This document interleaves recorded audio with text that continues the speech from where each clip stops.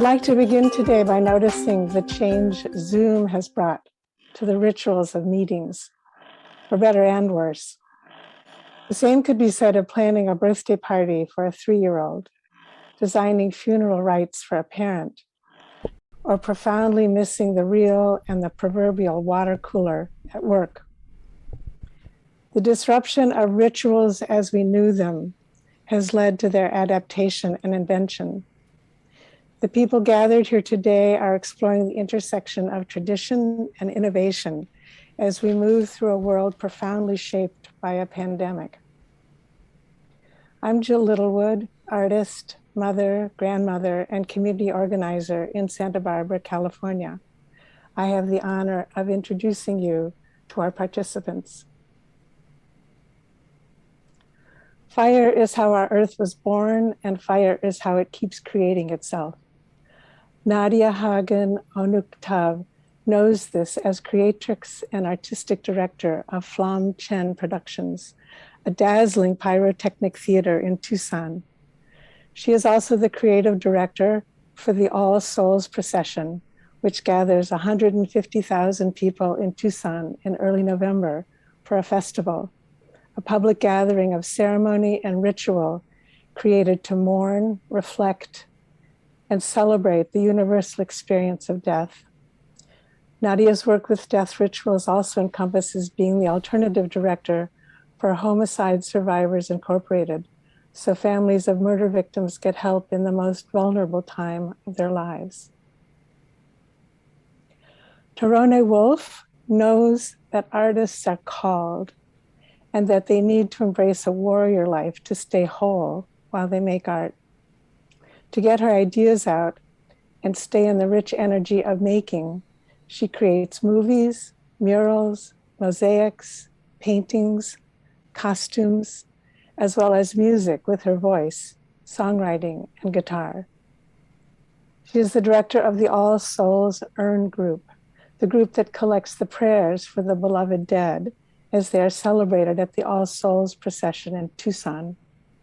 To-Ree-Nee has added her rich color and multi-layered art to communities in the Southwest for more than 30 years. Burning Man is arguably the most vivid example of the hunger for ritual and celebration in America today. Harley Dubois is the Chief Cultural Officer of Burning Man and a co-founder of Black Rock City, LLC. As a founding member of Burning Man, she's skilled in project management, art facilitation, and city planning. In her role as Chief Culture Officer, Harley works with artist groups, providing grants and advising on culturally appropriate actions. Changing her hat to city manager, she oversees multiple aspects of the annual creation and the disappearance of the city: community services, safety, zoning, sustainability, and volunteers.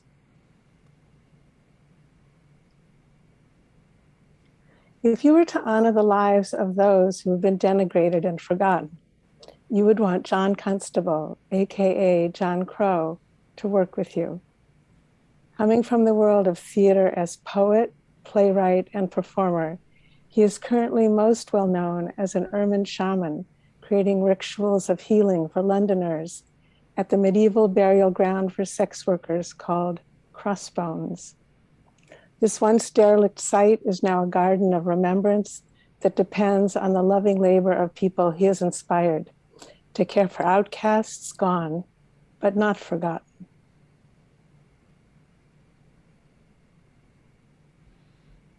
Rituals are everywhere in our lives, but often we can't see them. To help us, Daniel Lev Shkolnik guides us imaginatively to investigate and create meaningful rituals in life and at work. Listening to episodes of Reenchantment, his podcast, gave me insight into why over 200 people have participated in his workshops and secular rituals. Daniel studied social dynamics and religion at Yale, and this led him to combine psychology and spirituality in ways that respect scientific data as well as age-old traditions. In his trainings, Daniel seeks to emphasize our common humanity and the richness of being open to consider all beliefs.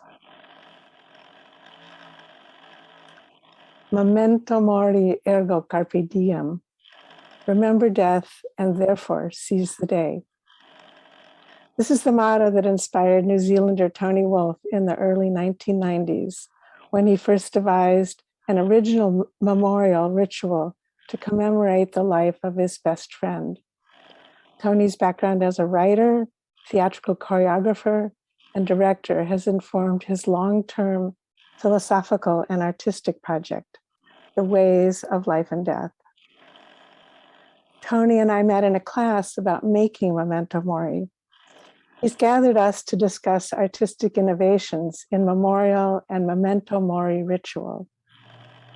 Tony, would you like to say more about what inspired you to gather us? Absolutely. Thank you, Jill. Thank you for all of the introductions, and welcome everyone. Without the non-thesis version of the answer to that question is it's been a lifelong interest. I come from a purely secular background, but with a very strong intellectual and increasingly practical interest in the idea of ritual as an art form, as ritual as a creative discipline, which I've been pursuing, as you mentioned, since the early 1990s, kind of on an underground basis. But 2020 rolled around, and that reprioritized a lot of things. Led me towards eventually teaching a course for morbid anatomy, which was called The Art of Ritual, Changing Ways of Life and Death. During that course, I interviewed Nadia, and what I had originally imagined as a 10-minute interview evolved into this hour-long, very sparky conversation. And that is exactly what inspired me to organize this event, the idea that well, if that was that good and that sparky with just the two of us, perhaps if we bring in a few selected others, then maybe we could get something going here. Maybe this could be the beginning of something. I don't know, but I am very keen to see what happens during this discussion. And I think the invitation is that I should offer the first of the conversation prompts, and so I shall. Referring to written notes here. In 1817. The poet Samuel Taylor Coleridge wrote of that willing suspension of disbelief for the moment which constitutes poetic faith. Allowing that ritual is also a narrative art form, what is the benefit of the collective artistic experience of poetic faith in increasingly secular, culturally diverse societies? That's a very academic question, I'm realizing as I read it out loud now, but I think I'm fascinated by the implications, and I'd really like to kick off along those lines, because I think that what Coleridge described as poetic faith, this process of suspension of disbelief, is one thing that unites all of our very geographically and thematically diverse work together. And I sense that it has a much greater potential in societies that are increasingly secularized and also increasingly diverse. I would absolutely love to hear your collective thoughts on that idea. Well, just to kick off, I agree that clearly we all work with an idea of poetic faith and poetic vision. I think why it's become so important is as an antidote to a kind of an absolute literalism, and even as God vanishes from many lives, a sort of a God substitute, which seems to often be an opinion, can dominate conversation. And I think the extraordinary thing about poetic vision is it doesn't insist that something is literally true. So in my work with the goose at Crossbones, she's rooted in historical, where history meets legend and folk history. And as a writer, I was inspired by her to write her like that. And as the work at Crossbones developed in ritual, anthropologists got interested, and then historians, and some of the basis of the work has been questioned, you know, whether literally medieval sex workers, the Winchester geese, were literally buried in this graveyard. And it's very difficult to prove. But in a sense, the work grew out of a myth that already existed, but which I, in a sense, revived in the Southwark Mysteries. And through that, people were excited to enter into suspension of disbelief at the poetic vision. And it's something that informed all the rituals at Crossbones. There's an idea of behaving as if, which I think is perhaps very relevant to the discussion, because one doesn't have to invest in a specific belief system.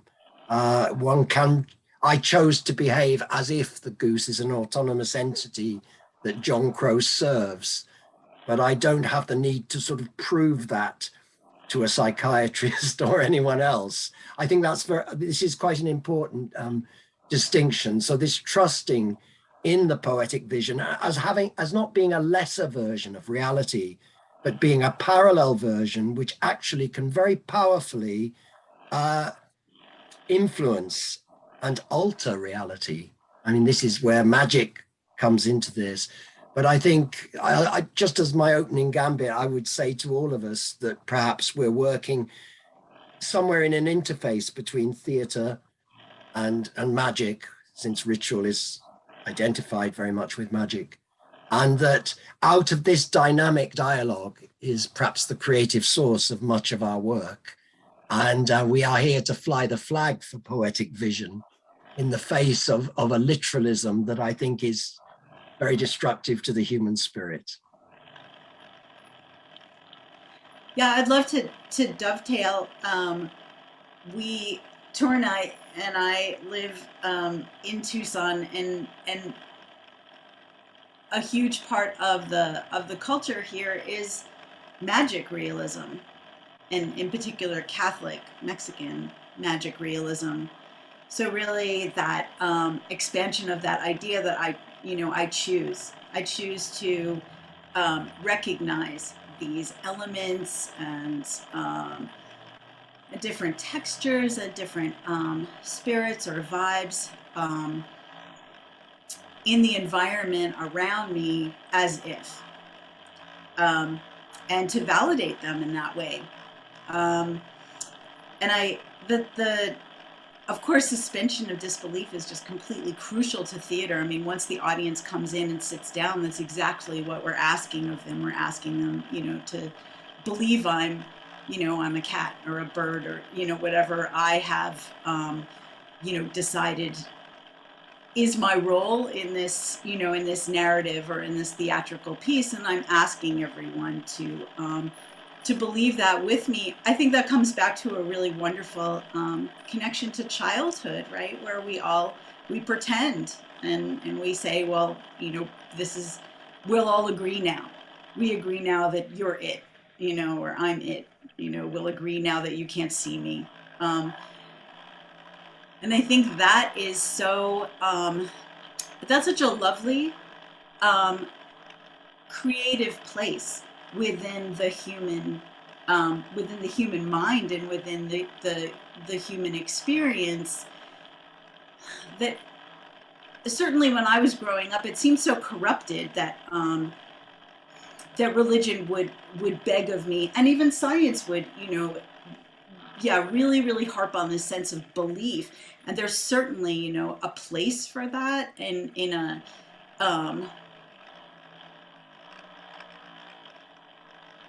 absolutely in the scheme of things, and trying to figure things out and trying to understand the universe and not just to guess.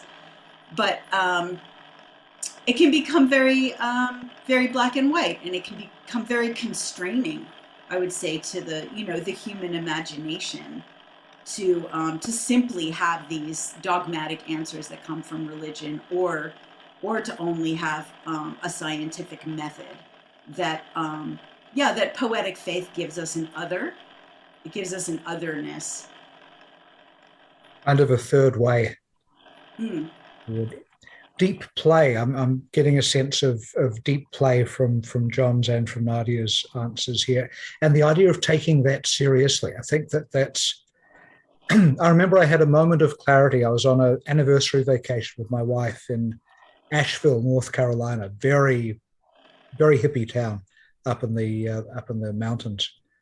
And we were at a street festival and everything was vibing. And I suddenly turned to my wife and I said something like, you know what? I don't believe in gods or ghosts or magic, but boy, I take them seriously. And there can be this assumption, I think, that if you're not talking about the traditions of religion, or you're not talking about the structures of science, that you're talking about something that is frivolous. And I don't think that's necessarily true at all.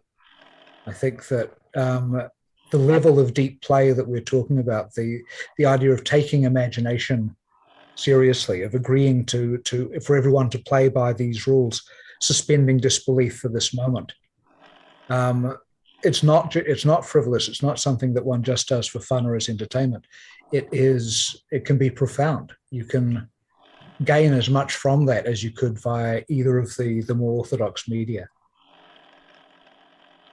I listening to this, I come at it from a really different place. I think I'm going to bring up ethnicity as an African American here in this country. And in my family, I did not have to suspend disbelief to believe in the poetic other world. In the Black community, in my personal family, there is a knowledge that there is another world. There is a knowledge that you can interface and intersect, and that can intercede on your behalf. There's a phrase that we use in my family. My grandmother was a matriarch of the family. Her name was Tossie Miller. She passed away in 1987. We have a phrase that we use: grandma was and still is the head of the family. Mm-hmm. My grandmother from the other side still guides us, and the ancestors are real, and they reverberate and they move in and through me and interact in my world and inhabit my bones and give me access to a different kind of wisdom. So I don't look at it as I can set aside this aspect of my brain, my knowledge, how I view the world, and then agree to inhabit this other land as play. For me, intersecting and having access and knowing that world is real inhabits and creates the ground that I walk upon. And as Jill so beautifully translated the bios, that warrior energy comes from the idea of my connection to my ancestors. I am the descendant of people who survived the Middle Passage and then shit got hard. So that idea of ritual, that idea of connecting to the earth, that idea that the earth rises up to meet my footstep and connects me into that deeper place, that the gods and goddesses, that pantheon of deity, and depending on which day you get me, I can talk about who I'm connected to in that moment. That's real. I live my life in a state of suspension because that is how I was brought up. That is how I was nurtured. And that, frankly, in so many ways has kept me alive and intact in a society that does not value nor particularly want to see me.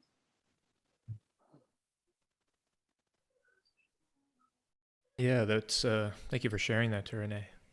And it's something that I go back to a lot. I wonder about whether how much does living in a kind of poetic faith versus living in a kind of genuine faith, how does that change our reality and the way in which it influences us, changes our actions, and really has a seismic effect on who we are and how we show up in the world.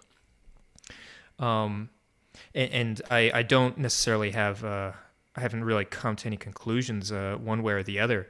I guess there's something that you were mentioning, Tony, about poetic faith as a kind of deep play. It brought to mind, I've been thinking a lot recently about Carl Jung's idea of depth psychology, and in a sense that, thinking about gods and spirits and mythology, not just as something that we have to pretend, is real to enter into, but is actually real in the sense of that these are psychological entities. These are aspects of ourself. These are things that we have within us that we then externalize on the external world. That's what, very briefly, what Carl Jung was, I think, trying to get at. And in a way, when somebody dies, when somebody passes on, I'll speak about, my own grandmother. She continues to live inside me, quite literally, in the memories that I have of her, in the lessons she imparted to me. That is not make-believe. That is quite literally real. And so we have one of the ways in which I interact with with this realm, talking about a certain spirit, a certain God, that let's take Jesus Christ, for example. For me, at least, when I think about that entity, I've thought about him, I've invoked him. Maybe it might be more appropriate. This entity is a conglomeration of so many different cultural and philosophical values, and it's also fragmented throughout history. Different eras have had different conceptions of this entity, and me personally, I have a very specific relation to this figure, who I think of as the rabbi from Nazareth, and you have now a relationship with, I think somebody was putting it, they were researching what are people's conceptions of Jesus, and they said, oh well, they listed all the kind of characteristics that he has in a personal relationship that they have to him, in a kind of evangelical, I think, framework. And the researchers said, well, it seems like they're conglomerations of the characteristics of the people that they admire most in their lives, and they synthesize into a single entity that changes with time as their own personality or the people they admire change around them. So, I guess the point that I'm making is that there's a way of thinking about them, about gods, about spirits, about ancestors, in a way that they are quite literally real. They're real psychological constructs that we carry on with us, that we live with, that affect us day to day, decade to decade, and through the centuries. And that's another perspective that we can think about in terms of how we interface with this realm. You guys are intense. Such a myriad of different thoughts. Boy, I guess the two things that come to mind for me, with coming from my perspective of Burning Man and an event in the desert in the middle of nowhere, on Native American land. One is that we have 10 principles that sort of are the core underpinnings of how we relate to each other and the world, that have evolved through the process of creating the city in the desert over the course of 30 years. And those underpinnings, those 10 principles, are really just how to be a good person on the planet. When it comes down to it, they're pretty basic things. But everyone, different cultures and different groups of people want to pin on an 11th principle. It's just human nature, probably want to tag something on the end or make it your own or whatever. And one that often came up with the founders when we would have our debriefs after the event was over, we would talk about what our values were, and we talk about the 10 principles. And the 11th principle was frequently radical self-enfundment, the importance of play, of how important it is to play. And it's not like just some extra thing you can throw on top. It's not the ice cream on top of the cake or something, or pie. It's actually really important. It's fundamental. If you're not alive with play, then you're missing a part of being a human. And that's what gives levity and meaning to things that are too hard to cope with otherwise. That's what bridges the gap to be able to really deal with that which, you know, scares you or you know, puts you on edge. So that's one thought. And then another thought, you can't be out in the desert as many years as I have and experience that beautiful landscape and then see all these people come in and make a city happen and then clean it all up afterwards without respecting the land. I mean, I've learned a lot about that land out there, and that soft silt gets kicked up by us as people, our semi trucks, all of our camping equipment, et cetera, as we come out. And when the wind picks up, it makes these, we call them dust devils, these little, you know, tornadoes that you can see ripping across the playa, and they're really fun and they're beautiful and all of that. And I remember the first time being with a Native American out there and somebody mentioning the word dust devil, and they were absolutely appalled. They said, because those are not our dust devils, those are our ancestors. Every time one of those spirals of dust come up, those are our ancestors walking the planet with us. It's a physical manifestation. And I found that very moving, and it's really changed my perspective of how I look at that land. One of the things when I do a lot of murals and mosaics and big public art, and often I'll be we'll start with an image, like needing like images for the community. Whenever I can, I always start with an image of the land. No houses, no nothing, the land itself, intrinsically valuable, what we live upon. The land herself has meaning. And people are like, well, you know, what are we going to build on? It's like, no, we will start with the raw land. Whenever I can, it's always going back to Mother Earth, because without her, you know, when people say we're destroying the earth, I always correct them and go, we are not destroying the earth. We are destroying our ability to live on her. She will be just fine. So we need to get our shit together, because, you know, when she gets tired, because she's ascending, when she gets tired, if we don't get our act together, she's just going to go on just fine without us. And people kind of go, oh, and it's like, yeah, we're screwing up our chances to be here. She gonna be fine. The mother will be fine.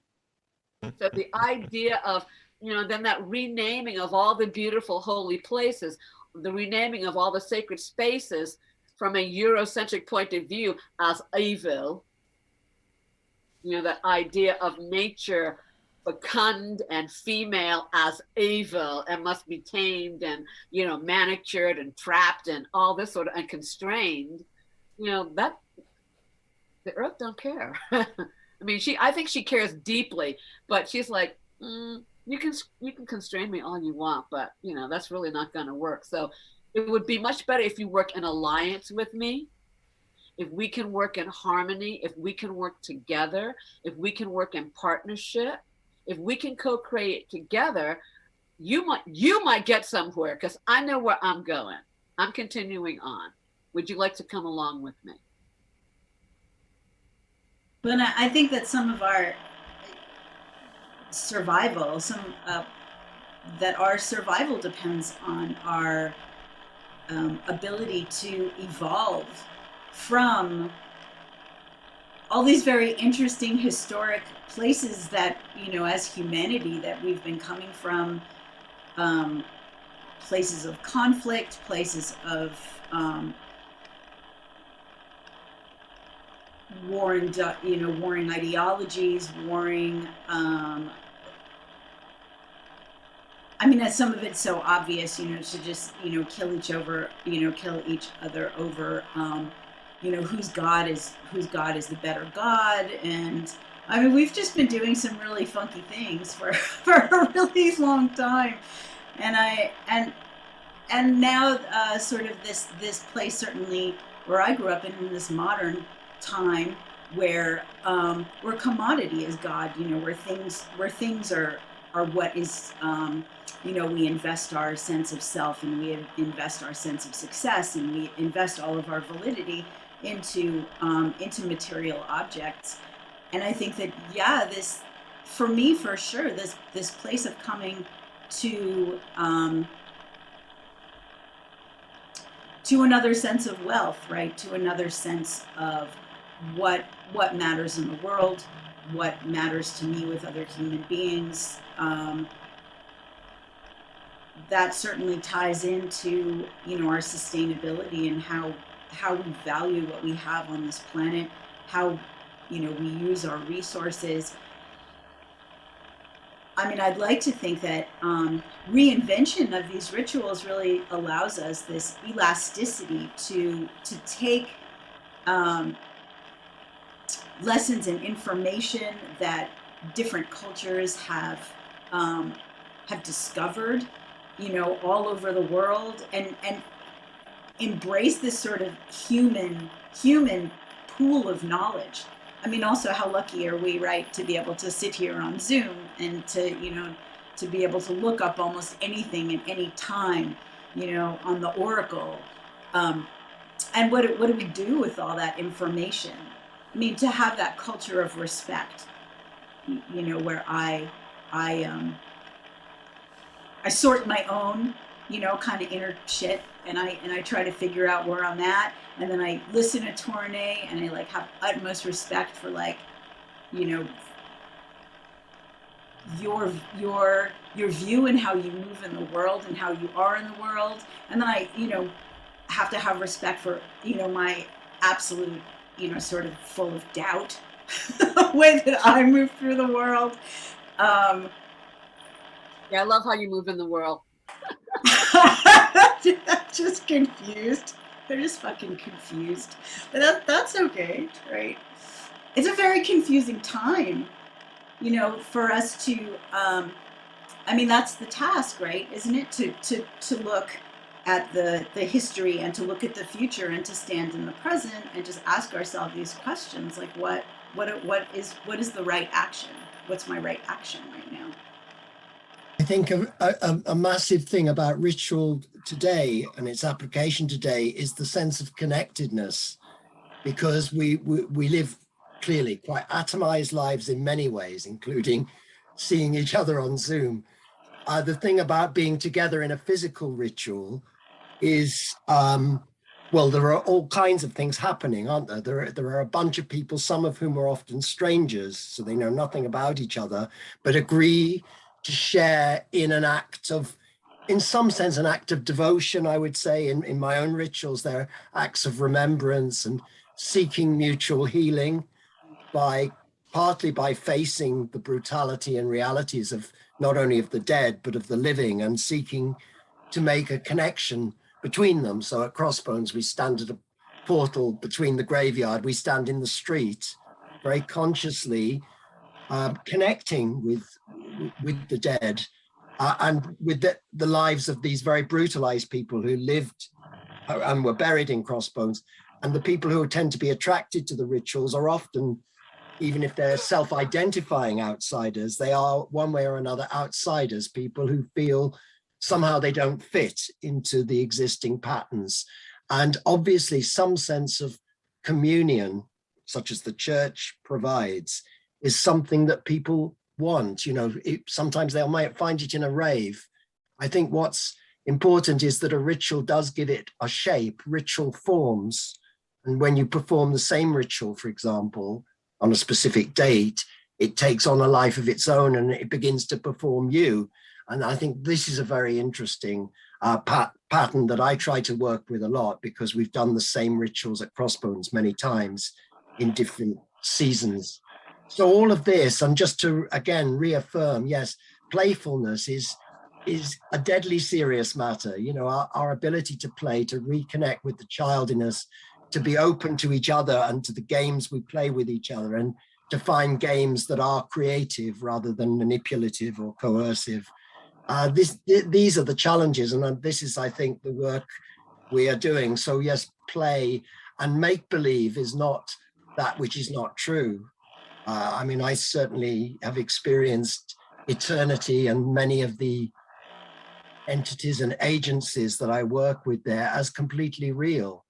It's just, they don't demand investing the kind of belief that people often associate with. And because once you do identify them with a single belief, you also exclude people. You know, Crossbones is very much all faiths and none, and we do have atheists who have religious experiences there. And I think that's only possible if you don't say it belongs to a particular tradition? I think we're all addressing aspects of a counterculture, or of a variety of countercultures. And I guess at this point, it's worth kind of focusing on, as it were, the topic at hand, this countercultural response to the challenges of mortality. The idea of new rituals that must be created to memorialize, and in terms of expressing a philosophy, perhaps a new philosophy of life in relation to death. I know that the All Souls Procession is largely a memorial event, likewise Crossbones. I know, Daniel, you've performed the Odyssey of the Dead ritual, which I think you'd agree has a largely memento mori function. And I've done a little of both over the years. But can we speak more specifically to that aspect of the work now, having broadly at least agreed on the principles of the value of ritual and innovation in ritual? Can we talk more specifically about the basically what and why it is that the dominant culture, that mainstream culture, handles this subject so very badly, and what we might be able to do to help them out? Well, I could speak to a gift that was given to everybody that's been to Burning Man, and that is the gift of the temple. In the early 2000s, a wonderful artist named David Best came to the event, and as he was coming to the event, a very close friend of his died, and he swore he'd come back next year and honor that death, and he did. He came back and made an amazing temple, and what he found was everyone needed that temple. Like, the whole city rose and just responded to it in a way that was different than anything else out there. It was a whole different world that people created themselves in the moment and felt and experienced together as they walked into that temple. And that gift was so important that we've honored it ever since. And every year we have another artist make a temple, because it's so clear that in the default world, people just don't even know how to mourn. There's no place for them to mourn anymore. So many people have left organized religion that they have no way. And those that are in organized religions often find that they're shunned because they're LGBTQ or whatever. There's always some reason why they're othered somehow. And we're just doing a poor job of it in our day-to-day lives as we experience them. So this temple became a place that people who would never come to Burning Man otherwise came to mourn at the temple. And it's a temple that people are allowed to participate with or in. People bring their rituals. They write all over the temple. It's a safe place for people to express themselves however they want to. And no one talks about how people having to be respectful there. People walk up and they get quiet and they find their center, and they move through that space with utter respect for the other people that are there. And when it burns, no one told anybody to do this, but it's an actual silent burn. The Burning Man event itself is loud and chaotic and fun and celebratory. And the next night, the temple burns and it's absolutely quiet. You can hear a pin drop on the playa, and you can hear every crackle of all the flames as it goes up. And just the fact of it burning is so significant in the release and the renewal and the letting go.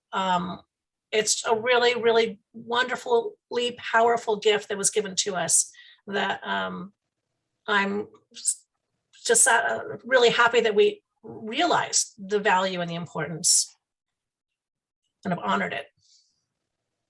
I think one of the things why dominant culture, this is my personal philosophy and theory. One of the reasons why dominant culture is so bad at mourning and grieving is, first of all, we are dealing with a mass conquered people who have been indoctrinated by religion, who have had their feeling of connecting directly to source and their sexuality stripped away.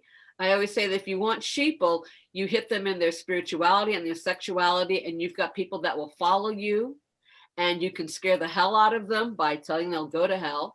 and they do not have their own connection to the divine, their own feeling that they can reach toward that, and that can reach down, and you can find that place to embrace. And then what's scary is, no matter, even if you believe in heaven with the streets of gold and goblets of diamonds, which as a child I thought that's really seems to be very cold and unpleasant, there's that fear of, oh my God, and then I'll be dead, and really, honest to God, do I really believe I'm going to heaven? I mean, it seems like so much of Christianity is based on, let me get a get out of jail free card, and because I'm really, really scared of what comes next. And that idea of the ancestors, I've had too many experiences of relatives coming to say goodbye upon passing, for me to be afraid of the thing that comes after this. What it is exactly, I do not know, but I know, like I'm sitting here, that something comes next. And so that idea of inhabiting those realms and knowing that those realms can interact, and that death, I mean, there are things that are far worse than death. There are things that are far worse than death and far more scary. The act of passing from one state to another. I mean, I'm not interested in a whole lot of pain, but the act of passing from one state to another is not a scary thought. But I think that that idea of, what the temple brings, that idea of interacting, that idea of reaching through the veil, of seeing if part of who I am can glimpse through that, or create a place where those on the other side can reach and connect to me. That's a thing, Go. You said it for just a moment, To-Ree-Nee, and then you kind of moved up into some other thought forms, but I totally want to that sense of horror, right? That we have attached to death, and so obviously, like, how many zombie movies can we make? I don't know, 1 million billion, and we could still make more, and I would still watch them. That sense that the dead want revenge, that we have these karmas and these histories where we fuck people over and we take their shit, and in some place inside us, I feel guilty. I mean, my ancestors did horrible things to people, and then other people's ancestors did horrible things to my ancestors. So there's a lot of energy there. I mean, no matter how you want to, and it can be really unresolved, right? Unresolved guilt, unresolved pain and violence, and just people being shitty to each other, And so I think that, like, that energy, certainly for a lot of people, when they think about death, they think about the revenge, that lots of dead people might want to enact upon, generations coming forward. So I just kind of want to, like, do that, like, Halloween thing. I mean, we've always really made a big effort with All Souls to address some of those deeper issues about history and ancestry and emotion, leftover emotion and karma. But I think for a lot of people, that just looks like a ball of shit they don't want to even get near. Right? Yeah, Right? I agree with Nadia on that. Like, just keep that door shut, dude. Yeah. Open that shit. No. Yeah, and I think I'll say briefly, I think that's what the existentialist philosophers are also pointing to in their thought. It's like, we don't look at death. We turn away from it. We don't think that it's going to happen, or if we're where our attention is brought to it, we either freak out, or we try and push it away. And yet living towards death is living in authenticity. And I think in large part coming back to Tony, what you were saying, why is the mainstream so, why do we need a counterculture around this? Because it seems like the mainstream is not providing, and really for, you could say even this past century, like Western culture with its science and progress-driven mindset isn't really thinking about death. It's thinking about how do we live forever. It's thinking about how do we expand our medical and technological capacities so that we never have to worry about death again. And the reality is, all the kind of transhumanist utopias that you can come up with in all the science fiction books, you're never gonna completely obliterate the idea of ending. You can live for 1 million years in some kind of computerized form. Something can come around and still end you.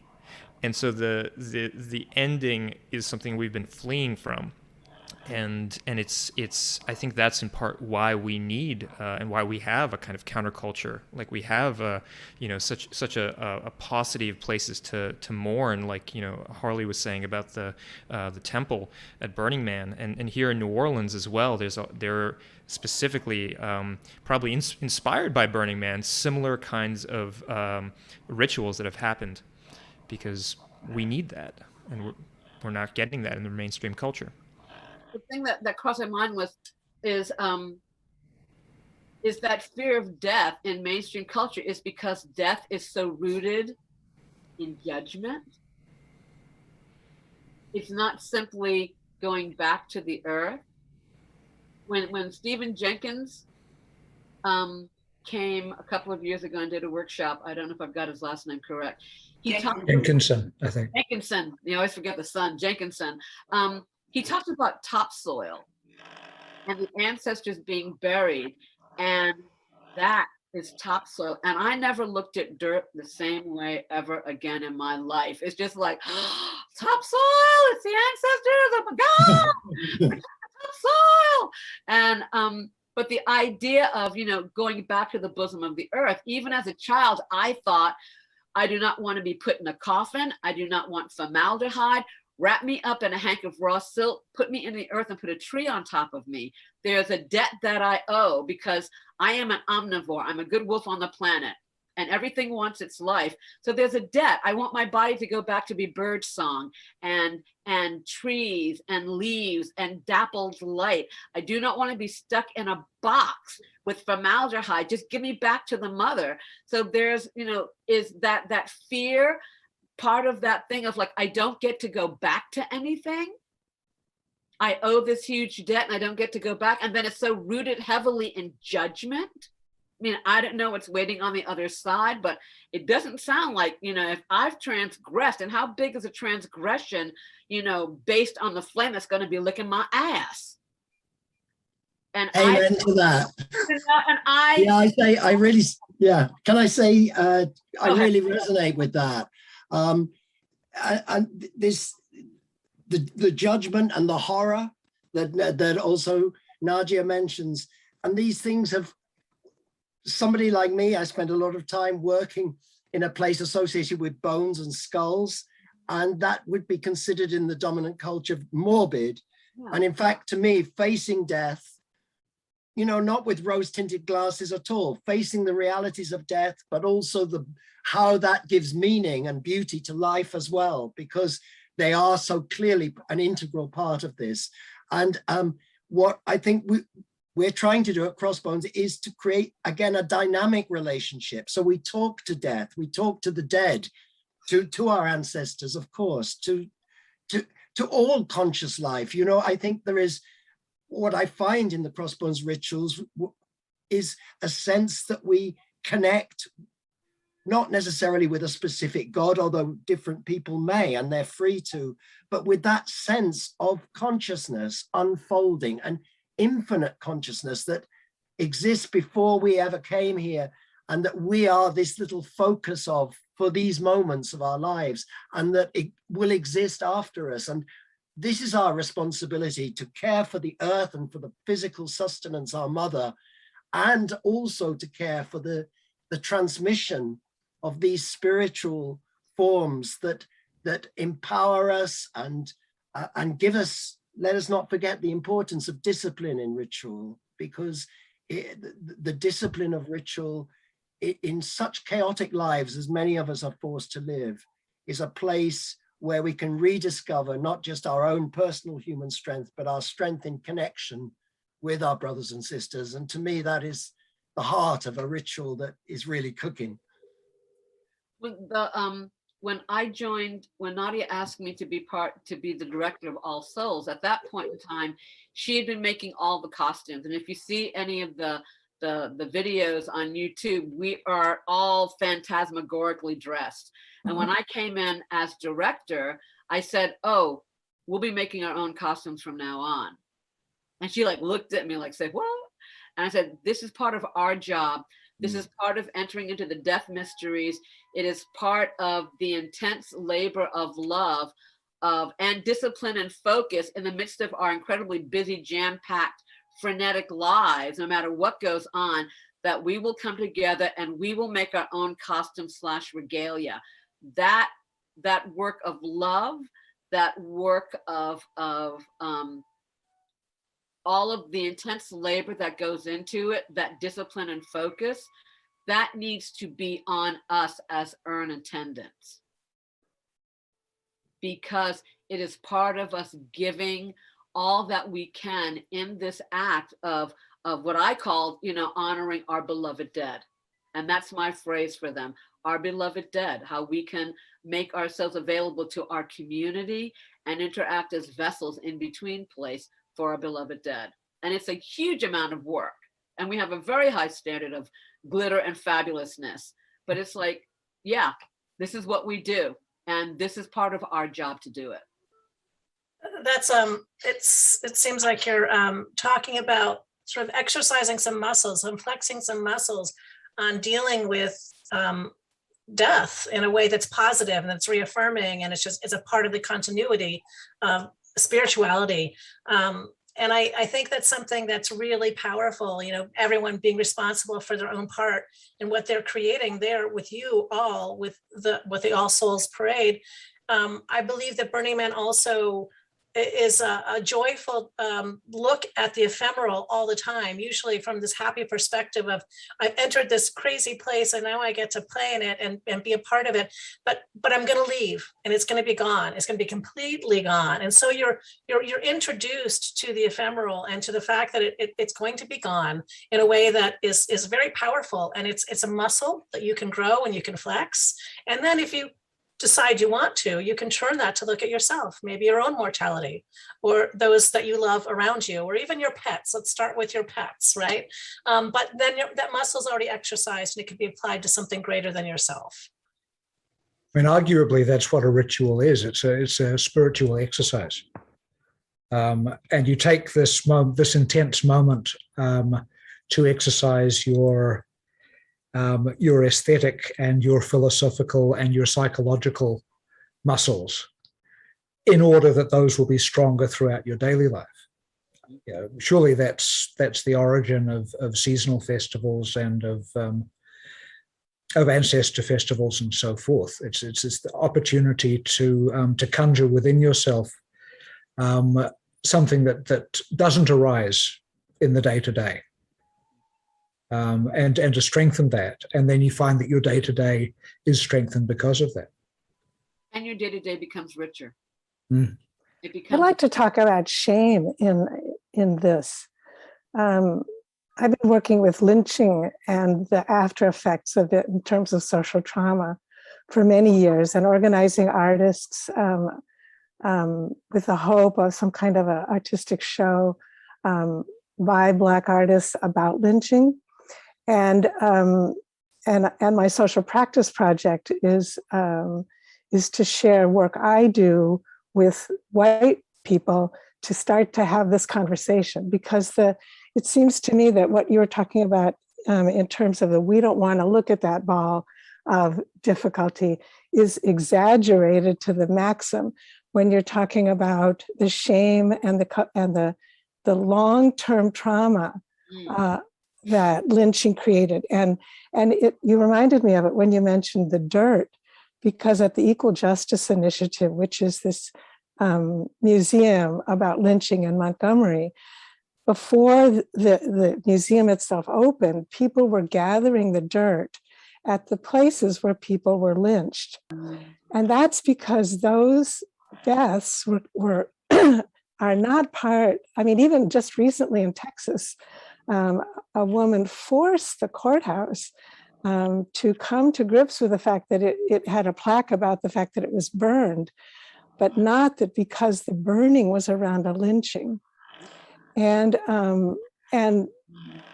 so, it's like the Tulsa massacre. It's like so many places in America, like in Louisiana, where the mass graves have been found. There's so many places where it seems to me we need really deep healing rituals around trauma. And it's hard. I want to make the bridge to fun, but I can't yet. I can't think. I know that there's some bridge that may not look like fun, but it will somehow relieve the pressure that is just absolutely bursting out across our land in terms of racial injustice everywhere. That's one nice thing about having 100,000 people show up, because I may be in a place where I can't,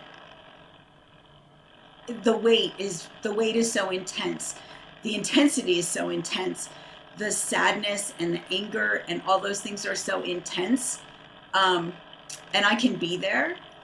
And then I may end up walking next to a bunch of guys who made paper mache tributes to Pluto because they're sad that Pluto's not a planet anymore.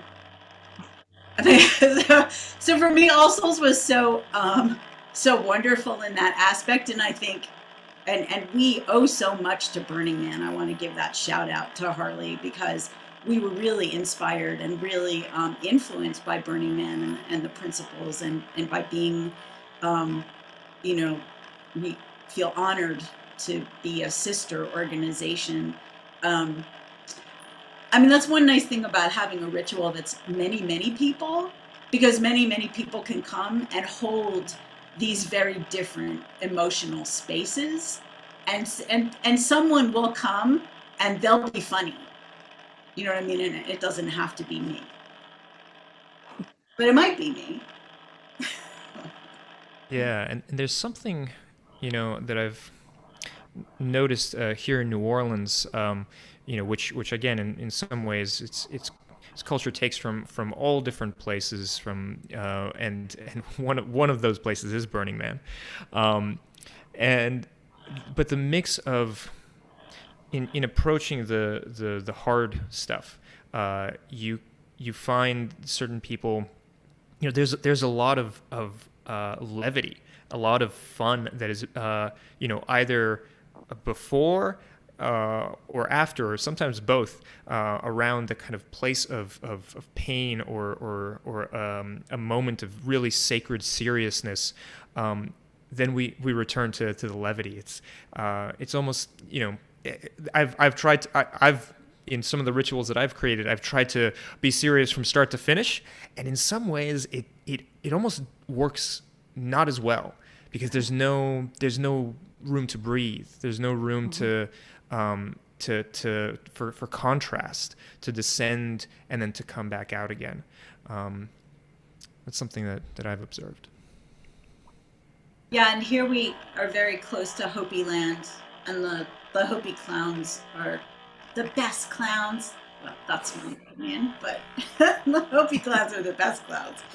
And that is their job. They come and everyone is very serious, and everyone's worked very hard, and everyone's hungry or they're thirsty, because rituals last for days, and the environment is it's a tough environment.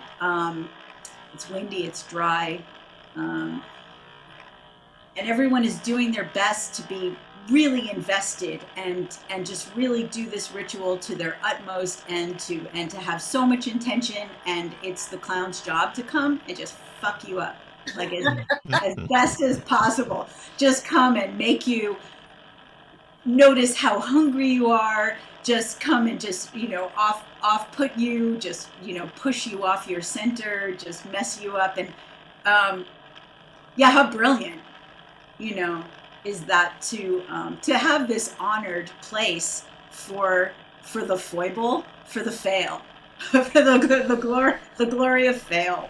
It's a massive aspect of the Dia de Muertos tradition as well. I personally, coming from New Zealand to the US, I've been fascinated to watch the sort of syncretism happening between Dia de Muertos and Halloween, particularly over the past 20 years, because Halloween traditionally is a festival of fear. It's a festival of doing your best to avoid the ancestors because the ancestors are coming back as monsters. Yeah. But it has evolved into a festival of fun with a sort of a fear, a horror movie element of fear veneered on top of it. But then in the Dia de Muertos tradition, there is that element of fear just doesn't exist. There is an element of satire and of having a sort of playful relationship with the ancestors. And the way those two are coming together, both in modern American culture and also increasingly in Mexican culture, as Halloween sort of makes incursions into the Mexican tradition. Tony, very much, very much that has happened at Crossbones in an extraordinary way. And it's happening this week, in fact. The Mexican ambassador is coming to Crossbones Graveyard and has gifted La Catrina, the beautiful female skeleton, a statue of her to Crossbones. So it's built this connection with Crossbones. And when we made the shrine to the outcast at the gates, we were very influenced, shamelessly and openly. It was a huge influence, the way a people's spirituality expresses itself, of course, all over the world and even in London, although it's often buried under so many layers. But this sense of reclaiming, as you were saying, Halloween and the Day of the Dead can help us do that. And it's reclaiming it as All Hallows Eve, as a night of the spirits, to commune with the spirits. In native British pagan culture, it's the night when the veil's thin between the worlds. That's not something to be afraid of necessarily. It's something to work with. The night when it's easiest to speak with the ancestors and to speak with the spirits of the dead and to work together in the great work. I think this is the importance. It's about communication, communion, and connection across time and space in eternity. And that's something we've really tried to do at Crossbones. And to us, it's just very beautiful that the Mexican ambassador, who seems quite a character herself, has actually made this connection with the place and that's affirmed the work.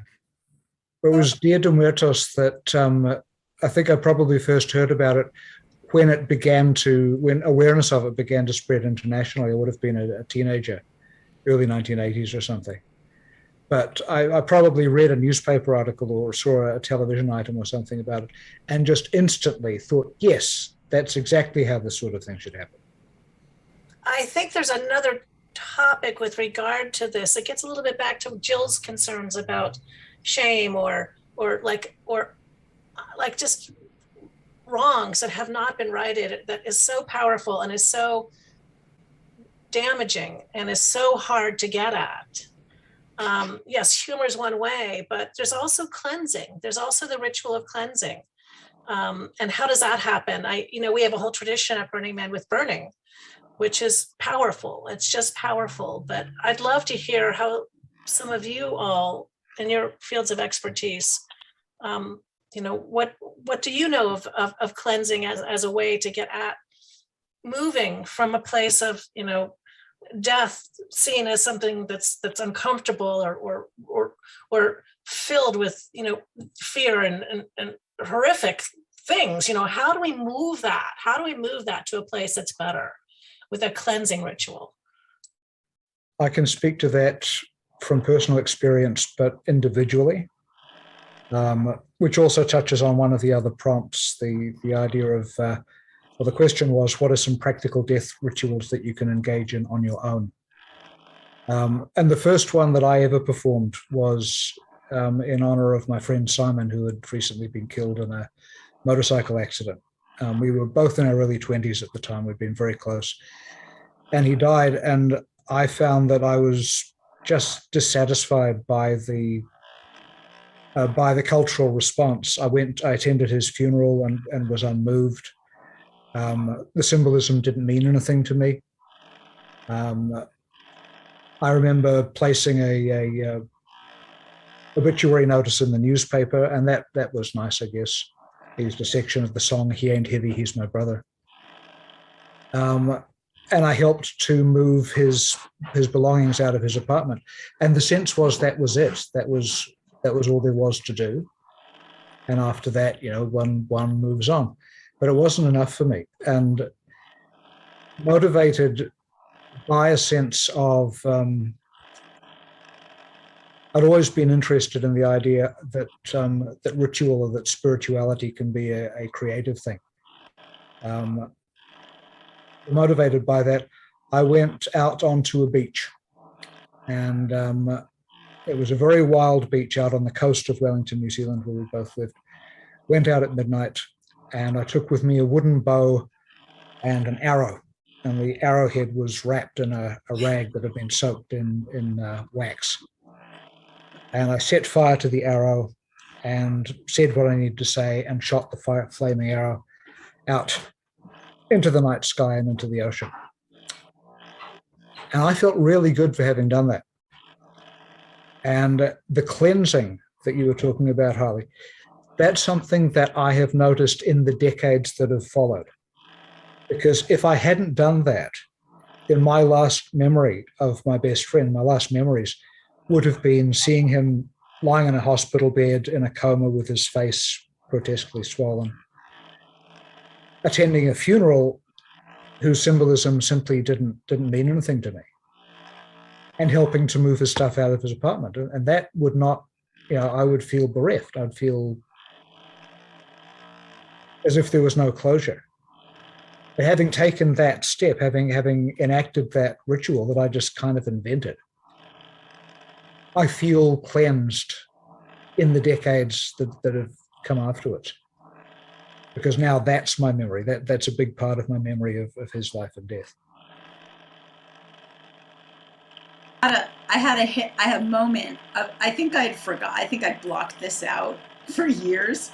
I think when I first came to Tucson, there was this group of like desert Wiccans, or I don't know, they had some silly name. It was probably that. It was like Desert Wiccans or something. And I remember I felt like I don't know, I was just like in an experimental stage. I wanted to like experience new things. So I was like, oh, well, I'll go to this thing. And I grew up on the East Coast, in case you can't tell by listening to me. But so this was this very like sort of woo, like kind of West Coast, like woo, like weird kind of hippie thing. I was like, okay, I want to do this. So I went to one of their rituals, and yeah, I feel like I blocked it out because it was so disappointing. I remember going and just being like, everyone is just dressed badly. Like I hate everything they're wearing. It was very stiff. It was very stiff. It was very formal. And I remember walking away from that and just thinking to myself, if this was my Wiccan pagan ceremony that I was just going to make up, because they were just making it up, what would I want it to look like? And I definitely have this theater background where part of that necessity of like transformation, to transform the thing. And I guess when Harley, you mentioned cleansing, I go automatically to transformation. To me, that it's, just taking one thing and then giving myself that ability to change it into something else. And that transformative power, I mean, To-Ree-Nee can definitely speak to this, but I think that for me, it was really obvious when I went to that ritual, what was lacking was all the things that in theater, you don the costume, you speak in a different way than you would ever speak in normal life. You go somewhere that's different. You transport yourself to another place. You have smells and sounds and music and dance and rhythm, and it can't be some of the things. It needs to be all of the things. And also, you've got to believe the things. You can't fake the things. I mean, I think you can fake it till you make it. Yeah, but you can't. I mean, if you're gonna put the ritual clothes on, I mean, we circle back around to that, that belief in the thing. I mean, I've gone to rituals where it was women were saying hugely important phrases, and then they were surprised when things showed up, because it's like you're engaging with real forces. You are engaging with things. You are creating shifts in the time-space continuum, and things have heard, and now they're here. And then being very surprised that there were after effects, or there were things that showed up. It's like, you did all of this work. Did you not believe the things that you were doing? Because now shit is here in the room. Or my friend said, the thing is in the room. And so, you can tell when the thing is in the room. Folk have showed up now. And what are we going to do about that? Folk have heard. They are now attending our words. And you didn't think that all this effort, you thought it was, an intellectual exercise, and it's not. So I actually agree. I agree with what you're saying, To-Ree-Nee. And again, from my own psychological perspective, whereas you have when you are setting up a ritual, when you are entering to that space, you have to believe it in the sense that this is authentic, that what you're doing is coming from a place of emotional authenticity. And if you are saying the words and going through the motions, I think as Tony, as you were referring into the your friend's funeral, and it really doesn't come with the power of truth, then it will fall dead. And the reality of something, the genuineness of something, that's, I think, where the real power lies. Regardless of what you believe in terms of your metaphysics, you can hear in someone's voice when they're speaking from a place of pain, or when they're speaking from a place of truth. It matters, not at all to me what the person believes, but if they're coming from that place, I can hear it, and that's where the power lies. And I mean, I think there's that other place where you may not believe in the ritual, but the ritual will believe in itself. Yeah. And the ritual will be, like you said earlier, John, that it takes a life of its own. Mm-hmm. It takes a life of its own. And I think to stretch ourselves into these liminal places, to view the times that we live in. I mean, that's the phrase I use, is that we are living in alchemical times. Mm-hmm. We keep waiting for, when will the world shift and change, and what will it look like? And I think people are like, oh, it'll look like this, or a Spielberg movie. It's like, birthing is messy business. Birthing is blood and probably a whole lot of cursing, and it is messy, organic business. The Yakio Yoeme people talk about the idea of leaving is easier than the idea of birthing. Mm-hmm. They talk about the big danger thing is the act of coming into this world, not the act of leaving it. Yeah, I very, very much endorse what you and what Daniel was just saying about this, the thing of really of being present and being authentic. And you've got to be authentic to yourself and to all the participants. I've conducted a few funerals, and mostly of my own friends, including one earlier this year, my friend Snakes, and we went back through, colorful lives in this revolution. And he was a traveler living on a very marginal site here in Glastonbury, and his wish was that he laid out the funeral he wanted, and I was asked to conduct it. And the congregation, you know, included a lot of people very on the edge. There was a lot of cider and ketamine in the congregation, people falling over in the mud. It wasn't a conventional idea of a holy gathering, but these were people who loved this man. And so I found it very natural to make it real to the place we were, and not to play the high priest, but to bring people in and let them participate. And his last wish was we torched his caravan, and we got some criticism because it's not a very ecological thing, but this man had one of the smallest carbon footprints I knew, and it was his dying wish, and it was utterly Harley will know all about burning, but it was utterly cathartic. And what happened, what passed through all of us as it was going up, was transforming. And that's, I think, why we do this, to heal and transform ourselves and each other, I hope. Yeah, when you change something from one state to another state here in our physical world, it can really be a wonderful metaphor to deal with the pain or difficulties of the transition of the spirit from this world to wherever it goes next. It's apples to apples. That actually leads rather nicely into another of the prompts, which is the question, what is the importance of risk in ritual? And I guess that's not necessarily physical risk, although it could well be, but also things like, I was recently rereading Tom Robbins' book, a great counterculture classic from the early 70s. And the character Amanda, who is this extraordinary Earth Mother figure, is having a conversation with an FBI agent, the representative of the state, of patriarchal authority and so forth. And she challenges him and she says, I know that you're prepared to risk your life for what you believe, but are you prepared to risk your cliches? Interesting question. So as a question to the group, what is the importance of risk in ritual? And again, particularly these thanatocentric rituals of memento mori and of memorial, these rituals around the idea and the reality of death.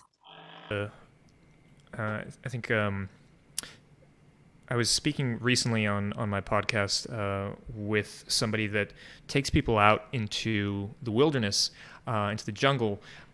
His name is, I'm going to probably butcher his last name, but Paul Boulanchia.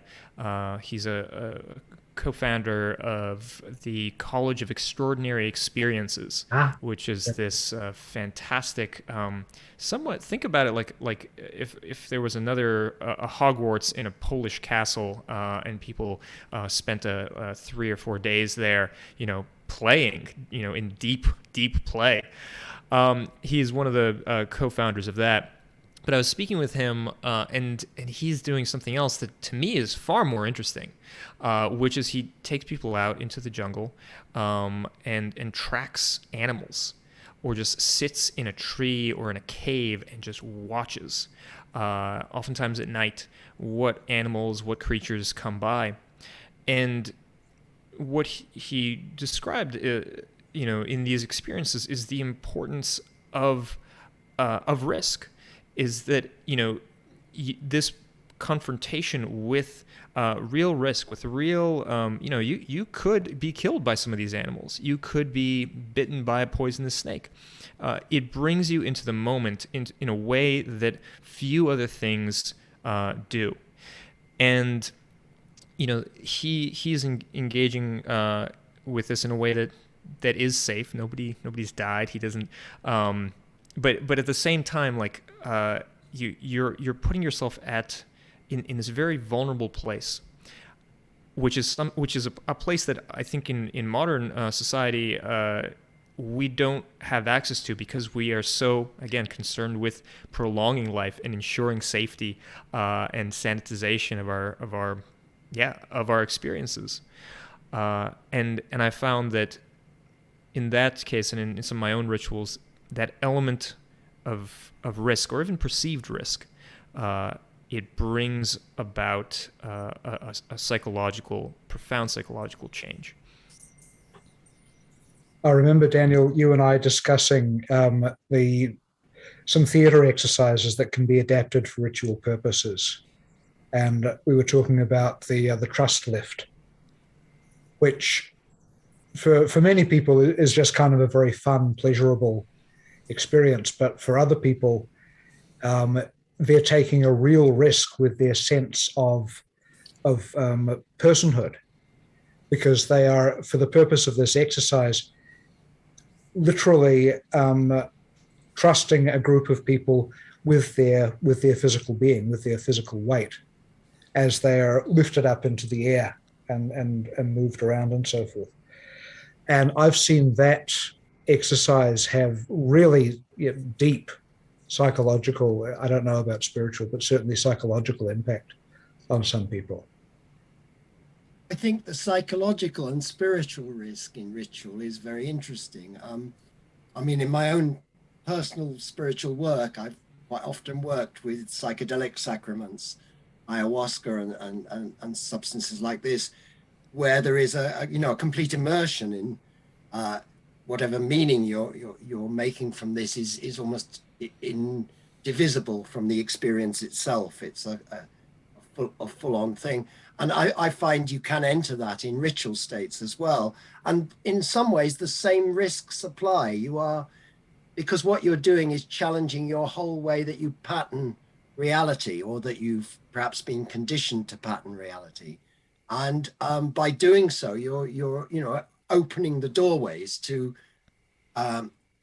when it goes well, or if you take, I think, very simple steps, and if your intention is clear, then that can renew and revitalize and transform reality in small ways. And this was certainly one of the aspects of the work at Crossbones, to reimagine this desolate place that everybody wanted to develop with office blocks, and to reimagine it as sacred ground and as a place particularly dedicated to outcasts, and to connect that with a vision of how outcasts throughout time have actually in very special ways testified to eternity and acted often as the prophets, the voices in the wilderness.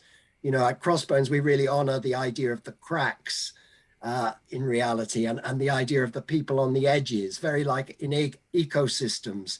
The interesting stuff is often happening on the edges, on the margins, and the margins are, of course, what whole groups of people, for all kinds of reasons, be they race or gender or whether they're neurotypical, all these things can make people in some way shut out, outcasts. So to actually create rituals that allows these people in is very high risk, arguably. And what we try to do in the Crossbones vigils is, we very naturally, in the first year of about 25 years of work, found a ritual form that was open enough to admit anyone without having to buy into a complicated belief system, but was also flexible enough to allow the unexpected to happen. And in a sense, at Crossbones, we were always setting the table.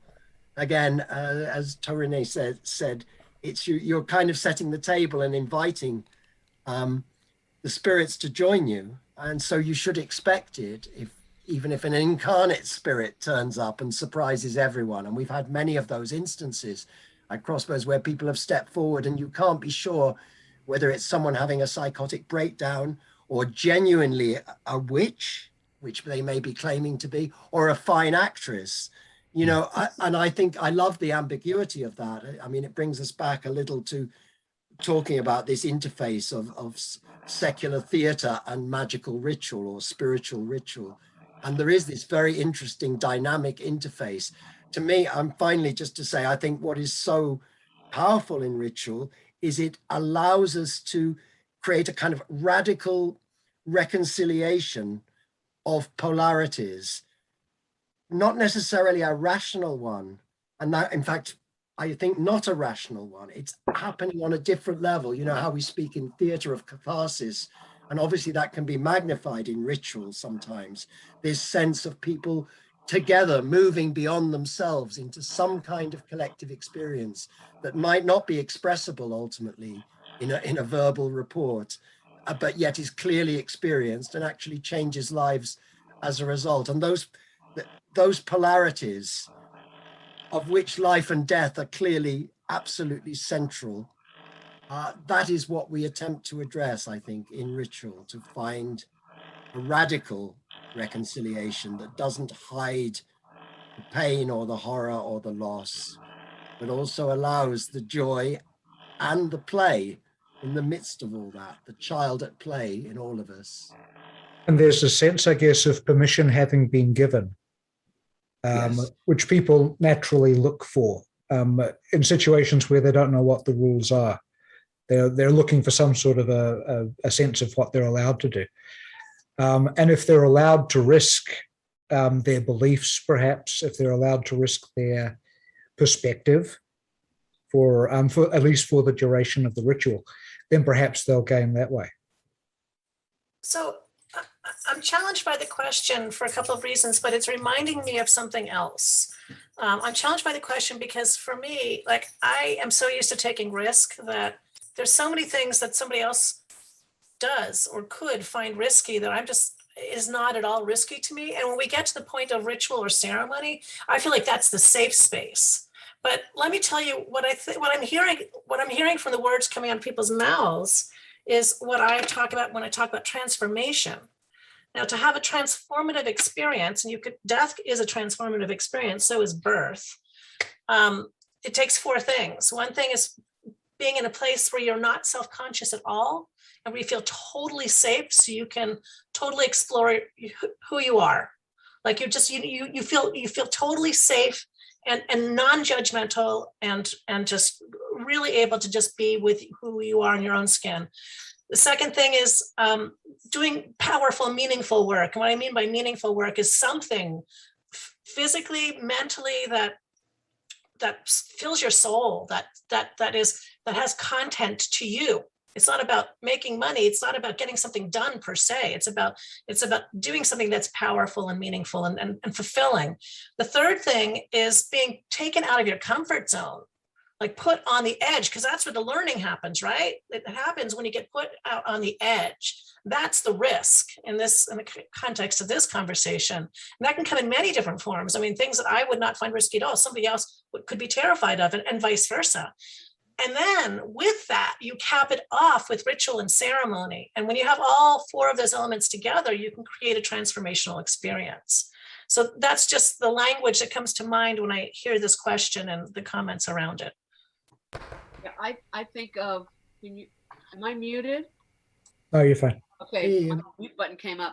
Because I know the thing that kept coming up for me about taking risk is there's so many things that I do as an artist that are considered risky. How I live my life, how I've chosen to live my life is considered very risky. There are things by virtue of my breathing as an African-American woman in this society are risky. That every day there's certain things, when a police car comes up behind me, my heart starts beating fast no matter what my paperwork is, that are risky because my essence and who I am is seen as the other in dominant society. So as Harley beautifully said, so often approaching ritual space feels safe. But the thing that I have to do is give myself over to that. And I think the difference that I've seen in people willing to risk is wanting to contain a ritual. I mean, I showed up for ritual where they said, we're going to start at 7 and we'll be done by 9. And my thing is like, good luck with your schedule on that. And it basically never, ever happens because you're entering into this unknown place. And I think when you set that intention, there's that place of surrender. Every year for All Souls, there is there's been a kind of framework. My group rehearses for 8 weeks. And what I talk about, and we delve into what I call the death mysteries. We talk about death and dying. We've envisioned our own death. We've done incredible writing exercises.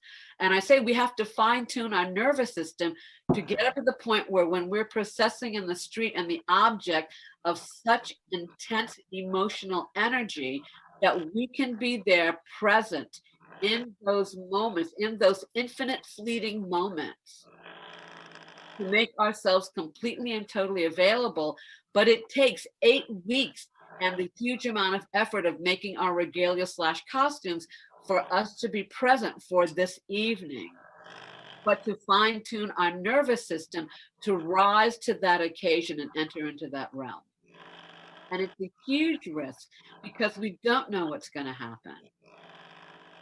We don't know what we have a basic idea of what we're going to encounter on the streets, but we don't know. And there are often times that during the process over these last 10 years, many of us have suffered losses, huge losses in our personal families, of beloved pets, of world happenings, where we come kind of shattered and broken sometimes. And however we show up, we create the space that we can hold each other in. I wanted to throw in my thoughts during this about, the catharsis and the risk that I feel is part of what happened to our, the people at our national capital on January 6th. And I feel like there's I'm bringing it back to politics, but that's because I feel like there is almost a ritual movement going on now that has to do with a kind of violence, and that the things we're describing are very much part of why people are so attracted to it. And this is probably for chapter 2 of this discussion, but I couldn't help but think, as people were talking about the transformative quality that the people involved in that describe, and how it seems to have such a long life now in the creation of the politics of our country. So and of course it's going back to what were the factors, the mob factors that created lynchings in the first place, and then why were they disavowed by the people who did them? And I just find it's all questions right now, not answers. But I can't seem to divorce my sense of what's going on in current politics with what we're talking about. Not that I necessarily should, but it isn't coming from spirit. It's coming from something incredibly secular, if we consider politics secular. I'll just say I'm up for part 2 of this conversation. If that I'm way up for part 2 and maybe even part 3, because this has been just delightful and very moving. And there's so much I would want to say. I think part of what's happening in politics is, there's a death happening. Yeah. There's a death of an idea. There's a death of a placement in society that people have been told, this is your place. You can be secure of it. You can know what's going on. These things are so, this thing is so. And now it's like, this shit is so not so. Right. And how are you going to, how are you grieving? And there's a phrase that I use, and I used it at our last gathering for All Souls for a meeting. Normal ain't never coming back. And there's a phrase I use, normal bought a ticket and took a train to somewhere else. Mm-hmm. That shit ain't never coming back, nor should it. Yeah, nor do I want it to. Yeah. And on that note, folks, I know a couple of us do have hard outs, so I guess we should call a halt. But I would certainly be up for part 2 and 3 as well. This has been a fascinating conversation, and thank you all so much for agreeing to take part. Not only for taking part, but for sharing so openly with us, and I hope our audience eventually will gain from it as well.